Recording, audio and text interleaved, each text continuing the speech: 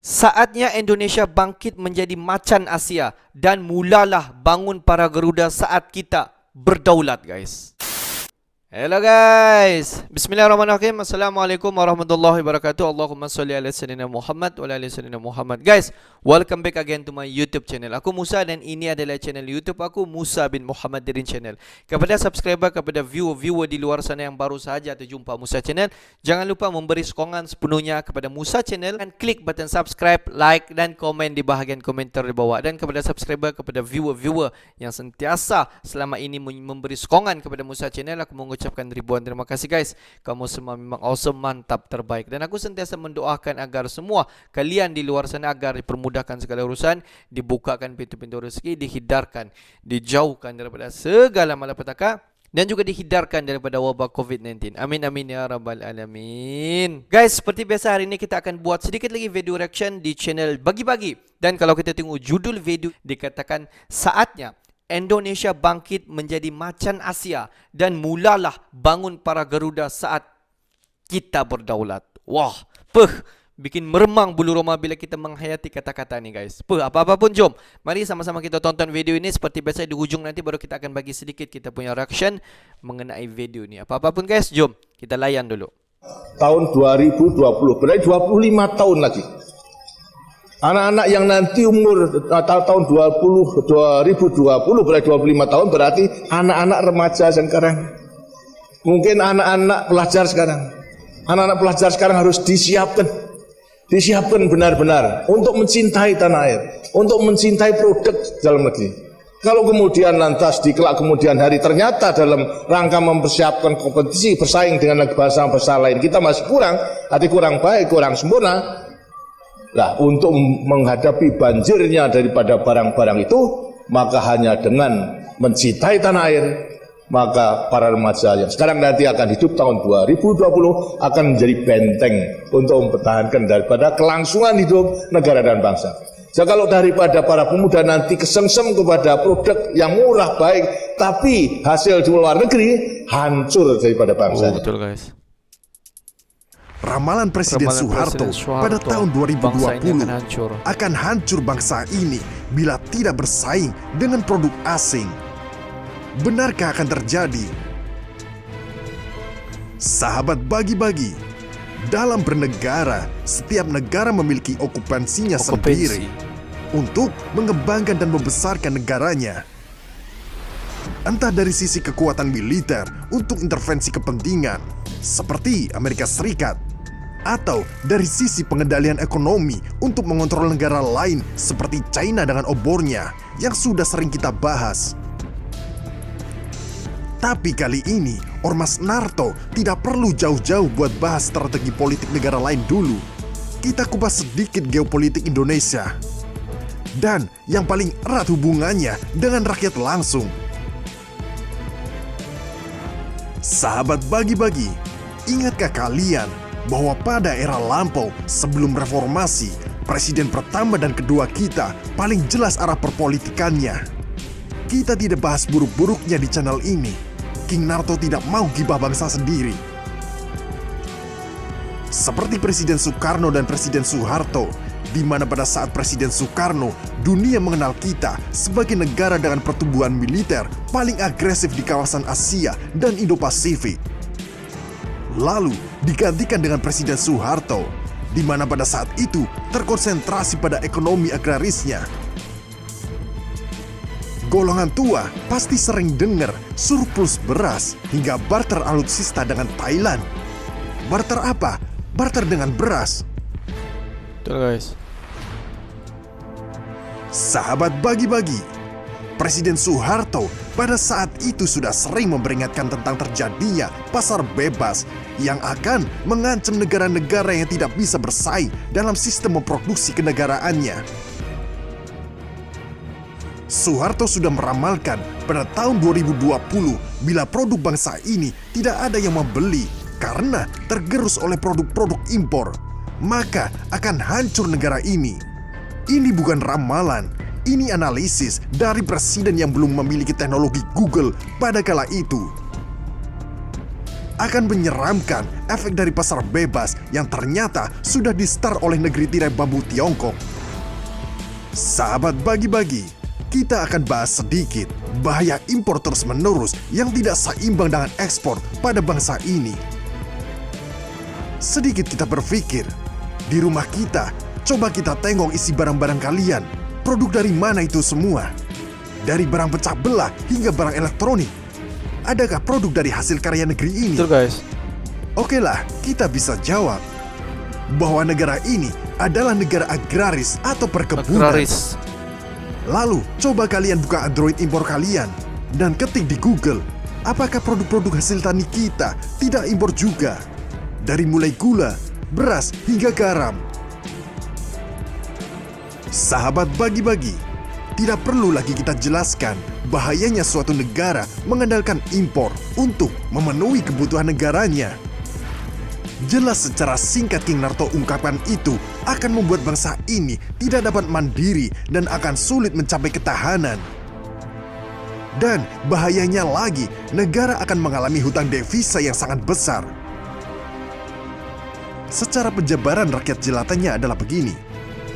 Bila kamu beli HP Cina, kamu ke counter, maka kamu akan bayar uangnya pakai rupiah ke counter itu. Lalu, counter itu membeli HP itu dari distributor. Itu pun masih pakai rupiah. Di sini masalahnya, distributor membeli ke produsennya yang ada di negeri China membayar pakai mata uang apa? Apakah rupiah atau dolar? Atau yuan? Lalu, apakah rupiah ini berguna bagi China dan negaranya? Oh, tidak, guys. tentu tidak. Pasti akan dikembalikan lagi dengan nilai yang sama. Lalu, Nilai pertanyaan sama, King mata Naruto, uang yang berlainan. dari mana pemerintah kita mendapatkan yuan untuk mengganti nilai impor tersebut? Dari ikut menjual produk ke China? Produk apa? Atau malah menjual aset BUMN agar mendapatkan yuan yang akan dikembalikan ke China untuk menukar nilai impor kita dengan yuan yang sulit didapat? Sahabat bagi-bagi, kita harus melek sedikit. Ingatkah presiden-presiden sebelumnya? Terakhir, Pak SBY.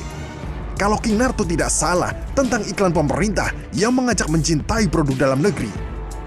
Kemana iklan itu sekarang? Hampir King Naruto tidak pernah dengar atau saksikan aksi-aksi pemerintah untuk menggalakkan lagi produksi lokal dan menancapkan ideologi mencintai produk dalam negeri. Entah dari produksi atau dari tani. Apa karena gak ada cuannya? Sungguh membagongkan. Sahabat bagi-bagi, ocehan King Naruto ini sangat sederhana, tetapi akan menjadi solusi efektif untuk negara ini. Bila Indonesia mencoba memproduksi produknya sendiri dan gantian kita ekspor ke luar negeri, maka devisa kita akan aman dan stabil. Bisa untuk membeli produk-produk efektif, misalkan dengan membeli alutsista militer. Coba bayangkan bila negara kita dilatih menjadi negara produktif dan bukan konsumtif. Maka lowongan pekerjaan akan memenuhi untuk setiap rakyat negeri ini. Produk-produk akan terpenuhi, pundi-pundi cuan akan membanjiri. Tidak perlu lagi kita kirim para wanita-wanita kita menjadi TKI. Biarlah mereka bekerja di negeri sendiri. Modali dan belilah produk para petani, maka ketahanan pangan akan terpenuhi. Bagaimana pemuda-pemuda mau jadi petani bila akhirnya mereka akan mati sendiri? Usirlah para peternak-peternak asing dan modali para pemuda sendiri. Kita Garuda pasti akan berdikari. Sahabat King Naruto, tidak hanya sampai di situ saja keuntungan bangsa ini bila berevolusi menjadi negara produksi. Pasti rakyat kita akan bangun dari delusi. Rakyat pasti akan sembuh dari rasa sakitnya yang menggerogoti. Binomo dan pinjol-pinjol ilegal pasti akan hancur sendiri. Rakyat pasti akan bisa menabung lagi, bukan pinjam ke bank yang ujung-ujungnya akan merugi. Kita ini rakyat yang berdaulat, tapi kenapa kita yang melarat? Pembantu-pembantu kita senang hidup di sana. Rumah besar, mobil mewah, saham banyak, anak sekolah di luar negeri. Sedangkan kita buat makan saja hari ini harus bertaruh nyawa. Dan untuk sahabat King Narto, usahakan menabung, gak usah memaksakan memiliki sesuatu yang konsumtif, apalagi dengan kredit mudah pada saat ini. Ingat, kebahagiaan itu mendekat, bukan dikejar. Kalau waktunya punya, pasti kamu akan memiliki. King Narto aja masih ngontrak sampai saat ini. Slow aja, kalau ada rezeki, ya beli. Kalau belum bisa, tinggal menabung lagi. Sekian curhatan rakyat jelata, khususnya King Narto. Merdekalah seutuhnya, Indonesia. Merdeka, Narto.